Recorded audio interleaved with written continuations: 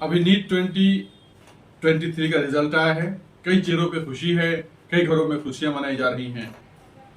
और जिन लोगों ने कड़ी मेहनत के बावजूद सफलता हासिल की है, अच्छे रैंक्स आए हैं या गवर्नमेंट कॉलेज में एडमिशन के लायक उनके मार्क्स आए हैं, उनके लिए बहुत बहुत बधाई, बहुत बहुत शुभकामनाएं।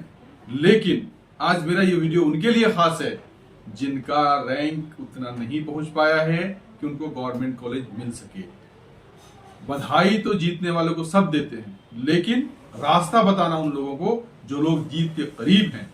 हाँ, मैं ये नहीं कहता कि जिन लोगों को का नंबर इतना नहीं आया कि गवर्नमेंट कॉलेज से हो सके वो हार गए। वो हारे हुए नहीं है, वो पराजित नहीं है, बल्कि उन्होंने पूरी मेहनत की है। ना उनके मेहनत पे कोई संदेह है, ना ही उनकी जानकारी पे कोई संदेह है कि हाँ, उनके पास भी नॉलेज था, उनको भी सब्जेक्ट की उनको भी पकड़ थी। बावजूद इसके मेहनत के बावजूद वो उस मुकाम को नहीं पहुंच पाए कि उनका गवर्नमेंट कॉलेज में एडमिशन हो जाए। कोई बात नहीं, मैं खासकर बात उन लोगों की कर रहा हूं जिनके नंबर 500 के आसपास आए हैं। वो 450 भी हो सकता है, 585 भी हो सकता है। तो ऐसे लड़के, अगर आपको ये लग रहा है कि आप निराश हो चुके हैं कि अब कुछ नहीं होगा, अब तो रास्ता बंद हो चुका, ऐसी गलती कभी ना करें। और खासकर मैं पेरेंट्स से मुखातिब हूं कि आपके बच्चे ने 3 साल 4 साल मेहनत की है और बिल्कुल करीब पहुंच चुका है, और अगर अब आपने उसके साथ ऐसा व्यवहार किया या उसकी हौसला अफजाई नहीं की, उसके मनोबल को नहीं बढ़ाया, और अब अगर वह रह गया तो जिंदगी भर रह गया। क्योंकि अब ये नहीं देखा जाएगा कि उसने कितनी मेहनत की, कि उसको कितने मार्क्स आए, कि 4 नंबर से रह गया, 10 नंबर से रह गया। एक बार और मौका दीजिए, एक बार और मेहनत करने के लिए उसको जो फैसिलिटीज आपने दी थी फिर दीजिए, और फिर मेहनत करेगा और फिर उस मुकाम तक पहुंचेगा। देखिए, बहुत इंपॉर्टेंट है, इसको समझना पड़ेगा कि जिन लोगों के मार्क्स अच्छे आए, जिन लोगों के मार्क्स थोड़े कम रहे, क्या फर्क है दोनों में? मेहनत दोनों ने की, समय दिया, सब कुछ किया, लेकिन थोड़ी बहुत कमी रह जाती है जिसकी वजह से मुकाम को हम हासिल नहीं कर पाते।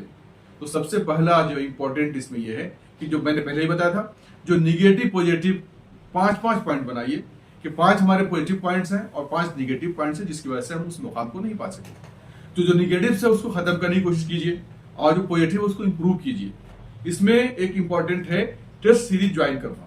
बहुत से लड़कियां समझते हैं कि मैं तो 3 साल से पढ़ रहा हूँ, सब्जेक्ट की अच्छी नॉलेज मुझे है, मुझे कोचिंग की क्या जरूरत है, मैं तो खुद से पढ़ के कर लूंगा। लेकिन टेस्ट सीरीज ज्वाइन करेंगे जब आपके नंबर कम आएंगे या आपके नंबर उस मुताबिक नहीं आएंगे, तो आप मेहनत करेंगे और मेहनत करके उस मुकाम को पहुंचेंगे।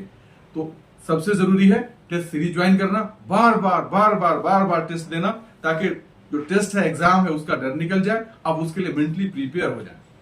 दूसरा इंपॉर्टेंट है, जहां वीक पॉइंट है आप देखें, आप फिजिक्स, केमिस्ट्री, बायो, तीनों में जहां भी आपका जो सब्जेक्ट, जो चैप्टर आपका वीक है, उस पर स्पेशल फोकस करें। अगर स्पेशल फोकस करेंगे तो फिर जो है उन कमियों को आप दूर कर सकते हैं। हो सकता है आपने कोई कोचिंग ज्वाइन किया हो, तो कोचिंग के में हो सकता है ये आपका डाउट क्लियर नहीं हो रहा हो, तो इसके लिए अलग से ऑनलाइन है, ऑनलाइन आप देख सकते हैं, या किसी टीचर को रखें जो उस सब्जेक्ट का माहिर एक्सपर्ट हो और उससे कॉन्सेप्ट को क्लियर करें। ये बहुत जरूरी है। इसलिए अगला साल आपका है, आप मनोबल न तोड़े। अगर आपने हिम्मत हार दिया तो कितना अफसोस होगा कि आप 500 और 400 प्लस नंबर लाकर आपका सिलेक्शन नहीं हुआ। कोई बात नहीं है, इससे कोई फर्क नहीं पड़ता कि आप 4 साल में आपने मुकाम को हासिल किया या 5 साल में। फर्क इसमें पड़ता है कि आपने मुकाम हासिल किया या नहीं। इसलिए बिल्कुल घबराने की बात नहीं। मेरे नॉलेज में एक ऐसा भी स्टूडेंट है जिसके हार्ट में प्रॉब्लम थी और उसने लगातार 6 साल मेहनत किया और 7वीं बार में उसको गवर्नमेंट कॉलेज मिला। ऐसा नहीं है कि आपको नहीं मिल सकता, आपको ही मिल सकता है, लेकिन एक एक पॉइंट को जो है वो गौर करना है। और खासकर पेरेंट्स, जो माता पिता हैं, गार्जियंस हैं, अपने बच्चों की हौसला अफजाई करें, मनोबल को बढ़ाएं, मनोबल ना तोड़ें। ये नहीं कहे कि नहीं हुआ, तुम्हारे बस का नहीं, नहीं, बिल्कुल उसके बस का है। तब तो वो 400 प्लस, 450, 500, 500 प्लस नंबर लेके आया। अब प्यार से बिठा के, अगर आप एजुकेटेड हैं, आपको सब्जेक्ट की पर आपकी इसकी समझ है आपको, तो उसको देखिए कहाँ उसकी अंदर कमी है। अगर नहीं है तो किसी एक्सपर्ट को उसके साथ बिठाइए और फिर उससे पूछिए कि आपको, वो देखिए कहाँ गलती हो रही है, कहाँ कमी हो रही है, और फिर धीरे धीरे उसी जोश के साथ, जिस जोश के साथ आप पहली बार निकले थे, फिर तैयारी शुरू कीजिए।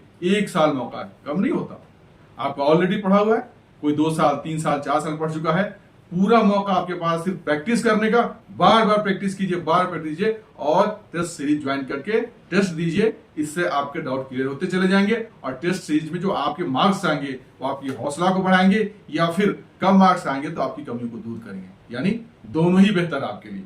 इसलिए आप बिल्कुल मायूस ना हो, हताश ना हो, निराश ना हो, फिर से तैयारी करें। जभी जगे तभी सवेरा। हाँ, एक बात जरूरी है, आपने बचपन में सुना होगा खरगोश और कछुए वाली बात, लेकिन अब वो नहीं है। अब खरगोश वाली चाल और कछुए वाली लगन दोनों होना चाहिए कि लगातार चल रहे हों और कछुए और खरगोश की तरह तेजी से चल रहे हो। जरूरी है क्योंकि कंपटीशन बढ़ता जा रहा है। अब तकरीबन 20-22 लाख बच्चे हर साल आ रहे हैं, उसमें आपको मुकाम हासिल करना है। इसलिए फिर से लगे, आप कर सकते हैं, आप ही करेंगे।